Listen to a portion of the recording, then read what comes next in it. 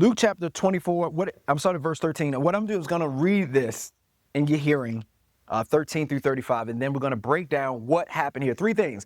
What has happened here? What does it mean? And then what can I learn from it? Amen. So starting at verse 13 says, now behold, two of them were traveling the same day, this is the same day of the resurrection, to a village called Emmaus, which was 7 miles from Jerusalem. And they talked together of all these things which had happened. So it was while they conversed and reasoned that Jesus himself drew near and went with them. But their eyes were restrained, bless you, were restrained so that they did not know him. And he said to them, what kind of conversation is this that you have with one another as you walk and are sad? Keep that in mind. Then the one whose name was Cleopas answered and said to him, are you the only stranger in Jerusalem? And have you not known the things which happened there in these days? I love this. And he said to them, Jesus said, what things?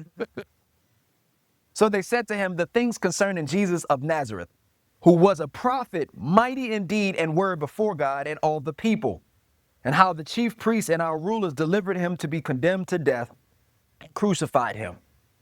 But we were hoping that it was he who was going to redeem Israel.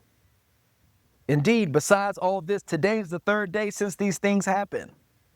Yes, and certain women of our company who arrived at the tomb early astonished us when they did not find his body. Interesting. They came saying that they had also seen a vision of angels who said he was alive. And certain of those who were with us went to the tomb and found it was just as the woman had said, but him they did not see.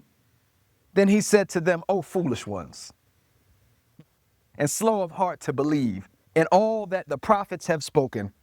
Ought not the Christ to have suffered these things and to enter into his glory? And beginning at Moses and all the prophets, he expounded to them in all the scriptures the things concerning himself.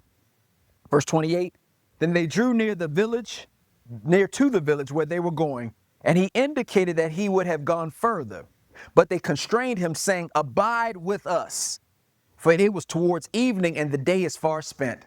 And he went in to stay with them.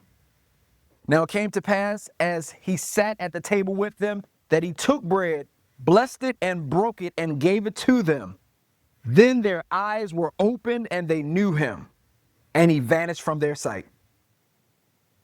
And they said to one another, did not our heart burn within while he talked with us on the road, and while he opened the scriptures to us?